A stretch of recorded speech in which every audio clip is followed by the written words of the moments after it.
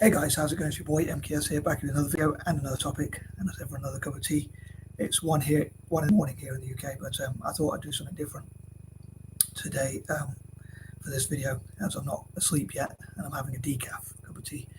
So yeah, I thought I'd do my own sort of film review kind of. Now this does contain spoilers, as I did put in the title. I don't normally say this because I don't want to discourage anyone from watching my videos. So if you do, I want as many people as possible to watch and hopefully enjoy and share my videos and that kind of thing. But if you are planning to watch this film in the future, or you think you might watch it and you don't want to have it spoiled for you with spoilers, this might not be right for you to watch, or at this time you can watch it in the future, because I don't want to spoil it for people out there who haven't watched this film. And kind of, I might go into details in this, maybe in this, as I do my videos live. I'm not sure if I'm going to go into details, but I probably will spoil some of the film and talk about some of the things that happen later on. I also hope to do a live reaction video to this film, as I wish to do for all possible films or videos or all sorts of things, as many things as I can, really react to as many things and try as many things as I can, pretty much different experiences and that kind of thing, and record my reaction to such. A lot of time I like to watch scary videos as well. As a side note, I should say, this is a thriller, I would say. Someone described it on YouTube as a horror, but I would say it's more of a thriller than a horror, but it is very gory. Those who have watched it will know. Yeah, I would describe it as very gory. But yeah, I love to watch scary videos sometimes, but I've stopped watching them to an extent, because as much as I find them interesting, and sometimes I wonder whether they're real or not, or if some of them are too, if I know they're real and they're about people being tortured and stuff like that, I don't like to watch them, because I don't like to hear of people or living things suffering, animals included, especially children as well. But I did think to myself before I make this video, I hope I don't go into too much detail, because I know I over-analyze things and over-explain things perhaps. But because I want to react to those videos in the future if I can, I hope to react to them live, because I think that will make my reactions more sort of genuine. Whereas if I've reacted or seen them before, my reactions might not be as sort of genuine, if you like, or real, or whatever term you want to use, because I've already seen those things. But I've seen Dead Man's Shoes, even the film. I don't normally tend to watch many films. I watch like Born on the 4th of July. Maybe I can do a slight review of what I remember of that. I've even watched that a couple of times, but there's not many films that I watch, really. I'm not really much of a film fanatic or anything like that. I'd love to make my own films in the future with my fellow neurodivergent people, as I probably mentioned before. And yeah, as I often say, I'm neurodiverse, but I'd love to work with fellow neurodivergent people, as many of us are creative, people with dyslexia and ADHD and whatnot. We have our own out-of-the-box sort of thinking. Anyway, with what I'd said in the sort of beginning of the video about it containing spoilers, and with the title saying contains spoilers, anyone who's either watched the film or doesn't really think they'll watch the film, or doesn't mind spoilers for whatever reason, I'm going to crack on with some of my things that I don't quite understand about Dead Man's Shoes.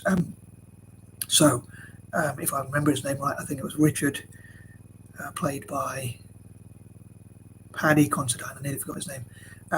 Who seems to be a great actor. But anyway, he comes back to get revenge on some bullies from some gang that terrorized his brother, his disabled brother. And one of the things I don't understand, I hope I remember all my chain of thought, because I sometimes forget so many things, as you probably noticed if you see my other videos. What I don't quite understand is how does the gang not really anticipate or expect that he's going to come back and get revenge after what they did to his brother, which I'm going to say, it's for whatever reason, the director and producer, I don't know if they've ever explained this, but I suppose only they would probably know, unless they explain it to other people. I suppose other people can assume why, but his brother seems to be alive in the film, but he's not actually alive. It's Richard, possibly his imagination or whatever, talking to, I think it's Anthony, his brother, his disabled brother, who is no longer with us, according to the film. So I don't know if it's based on some sort of true story in some sort of loose way. I think some people say it was the director's sort of way of feeling like there's justice or getting closure for what things have happened in communities that he's lived in and things like that, where people didn't get their or he didn't see justice being served. At the beginning of the film, if I remember correctly, Richard, who came back from the army, said, "God will forgive them, and I can't, and will let them into heaven, and I can't allow that." And I was thinking, how would he know that? Is that something? I assume that's something he's assuming. But yeah, so I was wondering if that is a part of his state of mind that assumes that sort of thing. Is how would we know that kind of thing? Whether God will forgive gang members, especially if they haven't changed or whatever, unless they've sort of changed from their ways. But yeah, what I don't quite understand is how the gang of bullies would not know that Richard is coming to get revenge. And when all these things sort of happened, they assumed they were wondering whether it was him when he appeared in like a gas mask, and they didn't know it was him. But I wonder why they wouldn't assume that and think, or they wouldn't. I suppose they probably need evidence, but I wonder why they wouldn't anticipate or assume or predict that's what's going to happen, or take for granted that's going to happen. A lot of times when I watch films, personally, I'm quite naive, and I wonder if this is part of my neurodiverse conditions. I've not been tested for autism, but as far as I'm aware, I have dyslexia and dyspraxia, possibly autism. But I think I've heard of like autistic people who watch, people with Asperger's and all that, who watch films and wonder, like, get confused as to which character is supposed to be which, or things like that. Sometimes I think I'm like, I'm probably not as bad as I used to be, but sometimes I'm like, I don't quite understand storylines as well as I'd like to, or things like that's probably one of the reasons why I don't like to watch films. Also, I don't have the attention span and I have my own imagination, and like I try and take on too much or whatever, unless I suppose I did film reviews. But another thing I don't quite understand, and I hope to remember all the things, I think there were 3 or 4 things I didn't quite get about the film, but maybe the director, producer and whatnot, all those involved in the film could explain some of these things, perhaps, maybe. And maybe they have done in interviews, I just haven't seen them. But I know they did talk a bit about the film, but I don't remember them saying these specific things. But they were in a car, or their car, going to, or some of the members' car, going to confront Richard and ask him if he was responsible for all this sort of thing. And there were a few of them in the car, or all the gang members were in the car. And I don't understand why they wouldn't get out the car and confront him together. Why, like, so the leader of the gang went to confront Richard, but the gang members stayed in the car. So I don't quite understand that. Like, why wouldn't they just go together? Because if there was a fight or whatever, or if he did get mouthy or whatever, cheeky, in other words, that's probably quite a British term, mouthy, but it means you're being cheeky or whatever. They could have attacked him together or between them. So they were like, I think about 6 or 7 of them, so they could have fought together. So that's another thing I don't quite understand. And I think one person even mentioned it in the film themselves. They said, why don't we all go together and chin him, as they put it. So yeah, those are a couple of things I don't quite understand. Like, why wouldn't the gang members predict or anticipate that he's coming to get revenge for his brother being murdered or committing suicide? I'd say it does contain spoilers, as I did warn earlier. It also is very, very brutal film. I think it's quite an interesting storyline, although it's very dark and depressing. It kind of is quite well put together, I would say. I should pay me commission for that, but I do think it's quite well put together. As I say, I don't normally like films that much, and I quite enjoyed it, and I've watched the scenes quite a few times on YouTube, and also I've watched the film. I think I saw it on TV, so I missed some of it. But I watched quite a lot of the scenes on YouTube again. I'm planning to watch the film again from the beginning. So the fact I can watch it more than once shows it's quite a good film, to be honest. But yeah, so I don't quite understand how they didn't get. He was going to get revenge, and also I don't get why they didn't confront him together as a group rather than go one like. And there was another point I was going to make, but I've forgotten it. But that was it. One point. Another thing I don't quite understand. The third thing is they were going to where he said he was, Moxley Spa or something like that, Moxley Farm. I think it's based in Derby, in the East Midlands of the UK, or of England more specifically, and not too far from where I'm born and bred, to be honest. But anyway, when they went to see, he actually said, "If you come and get to me first." I find that a bit strange, like in a way, because if they all had guns, they could all go and attack him. And how, even though he was a military guy, would he really be able to defend himself against that many people? But they did go and confront him. I wonder if they would have known that he would be on his own, or that he could have had a group with him. But one of the members confronts him, and Richard comes out with an axe, and the gang leader had planned, took a gun with him just in case, and got that guy to go and see him while they wait in the car. So he went to confront him and try and bribe him with some money and lure him out. And then the gang leader shot his own gang member.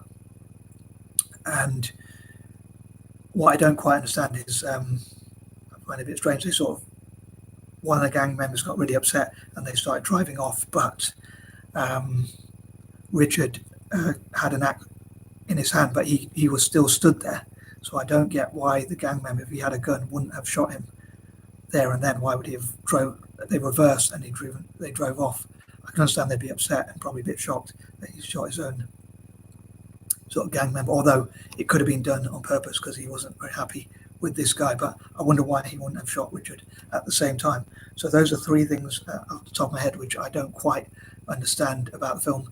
Another one actually is when they went to the flat where some of the gang members lived, and they were doing drugs and stuff like the gang members, three of them, and one of them left, and that's where he saw Richard with like a gas mask, which he probably got from the military, like sort of military equipment perhaps, where he threatened the guy, where he knocked on the door towards the apartment, towards the flat, and then when the gang member ran back up and warned his two gang mates, or whatever you call them, gang member friends, or whatever, fellow gang members, or let's say, he warned them, or he said there's a guy out there with, like, as he described it, as an elephant mask or whatever, an elephant head, and he had massive eyes and stuff like that. I suppose he was drug induced, but when they all went down to see, and they thought he was messing about, but when they went to the room, Richard had got into the room and wrote choin stoking or something like that, which apparently means when someone suffocates to death or something like that. But I can't quite remember it. But if you know, please post it in the comments if anyone watches this. But if I get any viewers, which I hope I do, of course. But those who have watched the film, I'd love to read your thoughts on such, or those who might watch it in the future. Or if you do watch it and come back to this, you avoided it because you avoided the spoilers, but you come back to it. I'd love to read anyone who watches it basically and knows about or knows any information about the film. It'd be interesting if the directors and producers stumbled across this video and commented. That would be interesting. But yeah, I don't quite understand how he got into the flat, because where you get up to the stairs and walk into the flat, it seemed to be there was only one entrance. So how could they have gone downstairs and he have sneaked into the flat without them noticing? I know they had a theme where he was like quite sneaky. He had military sort of training where he could sneak up on people and get into the house without them realizing and stuff like that. So he sneaked up into the gang member's house several times, all of them, or two or three of their houses, which they lived in separately, of course, or whatnot. So another thing is, I suppose the fourth or fifth thing was that, or is that, he put drugs in their tea, and they didn't. I suppose they did take quite a lot of drugs themselves as gang members and stuff like that, as well as selling them. But I'm wondering how they could have tasted tea with drugs in and not really noticed that the tea tastes different. So I think these are some of the things that I don't know if the director or producers was using artistic license or whatnot, or hoping people didn't notice these things within the story. I'm not sure, but yeah, I'd love to know what you think about Dead Man Shoes, and whether you think I'm just a plonker, as they say in the UK. In other words, a fool for anyone overseas. I think that's what it means anyway. Just a foolish guy who doesn't quite understand things or whatever. I wonder if you, again, people who watched it, I'd love to, if you made it this far, I'd love to know what you think about the film, whether you understood it, whether it all made sense, whether there are things in it where you thought that doesn't quite make sense, or just like I think, like as I mentioned in this video, and I'll probably repeat myself 100 times as I normally do, but I'd love to know what you think about probably my first ever kind of film review of sorts. But yeah, I hope to do more in the future.